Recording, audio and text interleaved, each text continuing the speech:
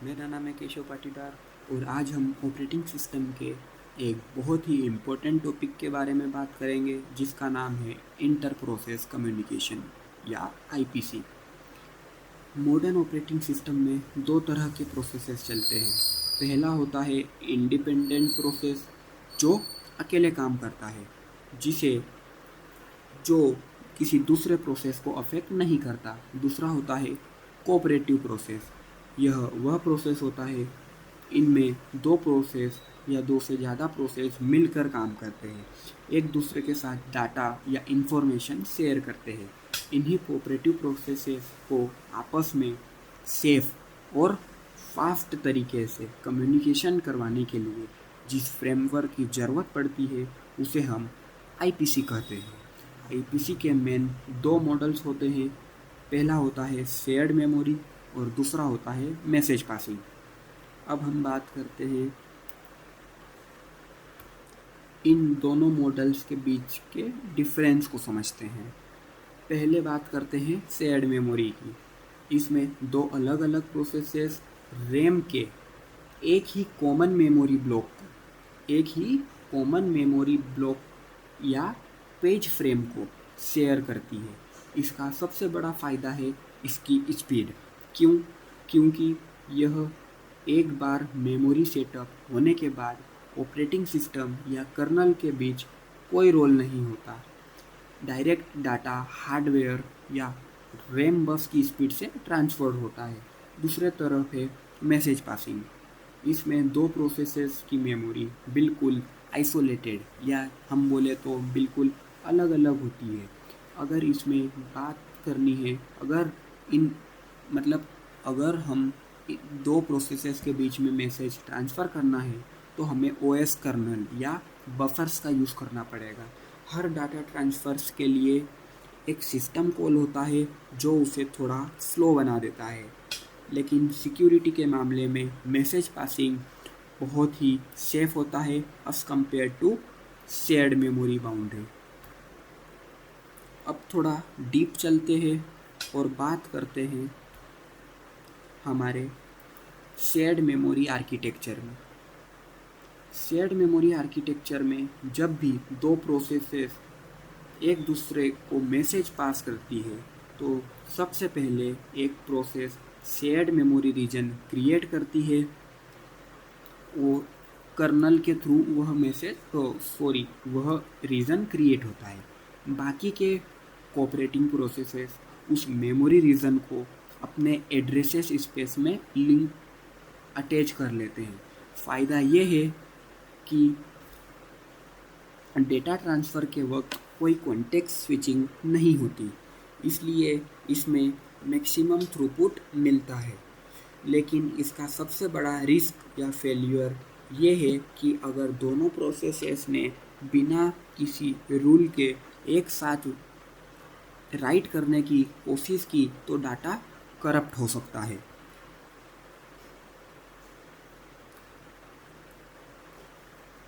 Shared memory का सबसे classic example है प्रोड्यूसर कंज्यूमर मॉडल या प्रोड्यूसर कंज्यूमर प्रॉब्लम, जो हम बाउंडेड बफर के थ्रू इम्प्लीमेंट करते हैं।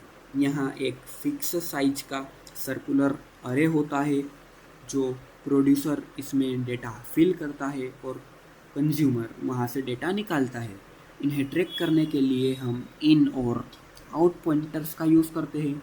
अगर in+1 यानी कि अपने सेंडर ने डाटा इंसर्ट करा और in+1 mode buffer size equal to output हो गया। इसका मतलब है यदि जो डाटा सेंडर ने इंसर्ट करा और वह यदि आउटपुट के बराबर हो जाए तो इसका मतलब है बफर फुल है और प्रोड्यूसर को वेट करना पड़ेगा। अगर आप इसका सी कोड देखना चाहते हैं तो राइट में मैंने ये भी दे रखा है, इससे आप इसका कोड देख सकते हैं और इसके लॉजिक पर ये जो भी अपनी एल्गोरिदम है ये इस लॉजिक पर काम करता है। अब हम बात करते हैं इनके एडवांटेजेस और डिसएडवांटेजेस की। शेयर्ड मेमोरी फास्ट होती है, लेकिन इसमें सबसे बड़ा पिटफॉल्स का खतरा होता है। पहला है रेस कंडीशन और दूसरा है case concurrency and case lag. Race condition में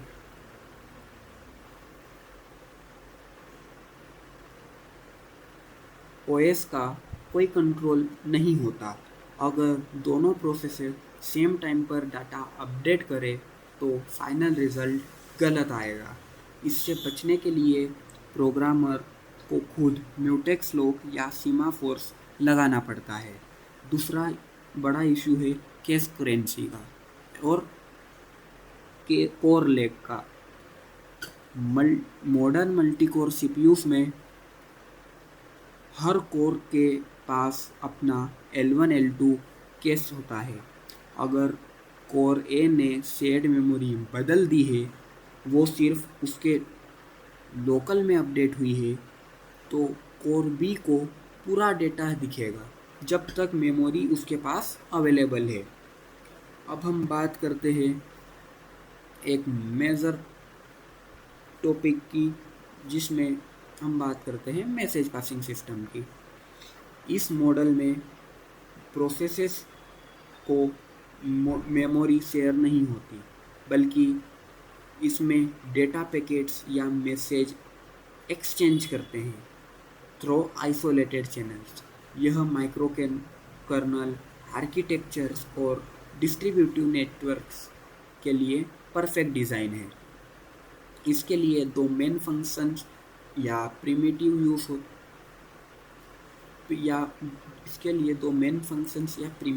यूज़ होते हैं। पहला है सेंड और दूसरा है रिसीव।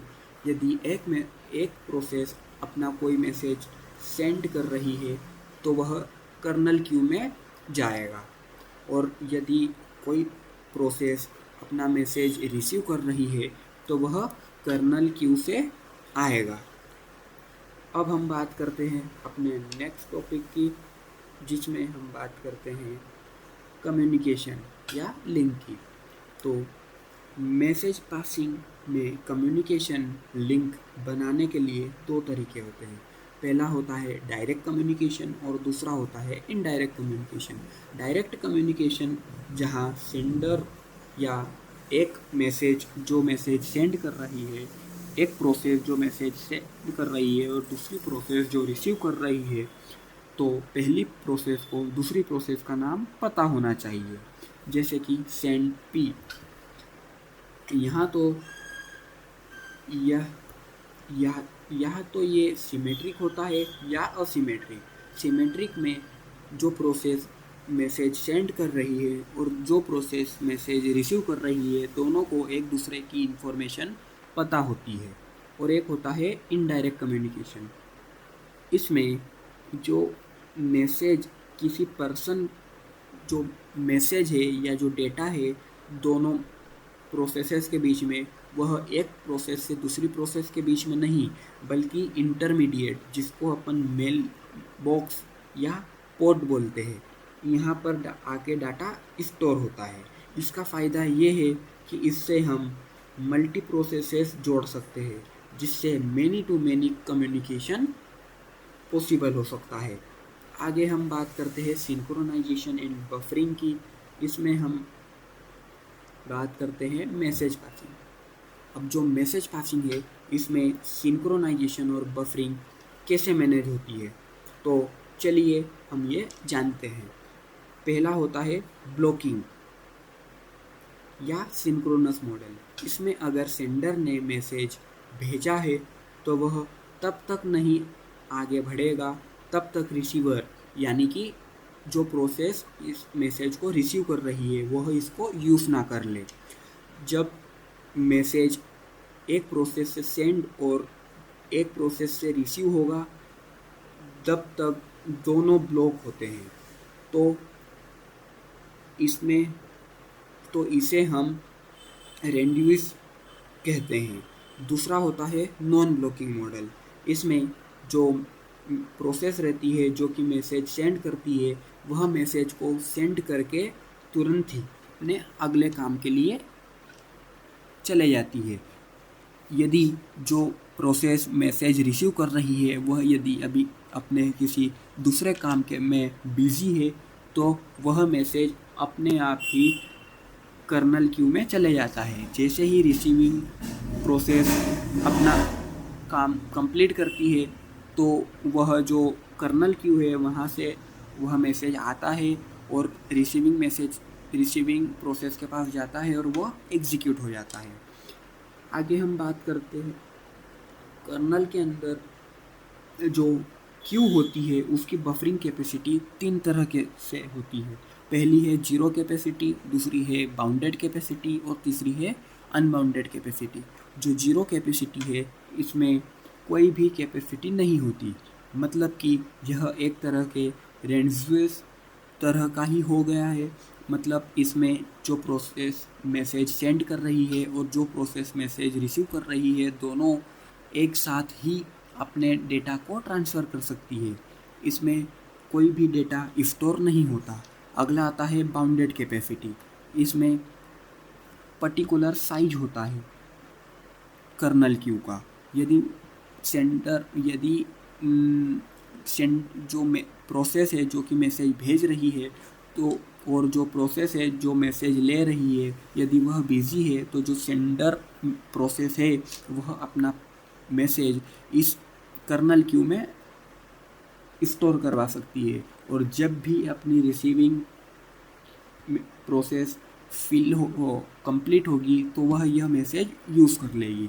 बट इसकी एक लिमिटेशन है कि वो यह है कि इसका साइज फिक्स है। अपन पर्टिकुलर 5 या 10 मैसेजेस ही इसके अंदर स्टोर कर सकते हैं। तो अब आते हैं अपन थर्ड पे जिसका नाम है अनबाउंडेड क्यू। अनबाउंडेड क्यू में ये होता है कि इसमें इसकी कैपेसिटी इनफाइनाइट है। हम सेंडर मैसेज जो प्रोसेस मैसेज सेंड करती है वह इसमें अनगिनत कितने ही मैसेज सेंड कर सकती है। इसमें कोई लिमिटेशन नहीं है कि तुम्हें केवल 10 या 20 या 30 मैसेज ही सेंड कर सकते हो। जैसे ही रिसीविंग प्रोसेस एग्जीक्यूट होती है उसका अपना प्रीवियस टास्क कंप्लीट होता है, वह एक एक करके यहाँ से मैसेजेस ले लेती है और अपना एग्जीक्यूट कर देती है। आगे हम बात करेंगे अपने नेक्स्ट टॉपिक की जिसमें हम कंपेयर करेंगे इन शेयर्ड मेमोरी और मैसेज पासिंग की स्पीड और सेफ्टी का। और अब हम इनका कंक्लूजन पर भी बात करेंगे। अगर हम बात करें स्पीड की तो ग्राफ में आप क्लियरली देख सकते हैं कि शेयर्ड मेमोरी की स्पीड सबसे ज़्यादा है, नियरली 0.03 माइक्रोसेकेंड है, क्योंकि ये डायरेक्ट रैम यूज़ करता है। इसके बीच में कोई कर्नल ओएस यूज़ नहीं होता। वहीं यदि हम बात करें मैसेज पासिंग की तो इसकी स्पीड कंपैरेटिवली स्लो होती है, नियरली 3.5 माइक्रोसेकेंड, क्योंकि इसमें बार बार सिस्टम कॉल और मेमोरी कॉपी होती है। लेकिन यहीं हम बात करें इनकी स्केबिलिटी की तो स्केबिलिटी में जो हमारी मैसेज पासिंग है वह बेस्ट है। क्योंकि इसमें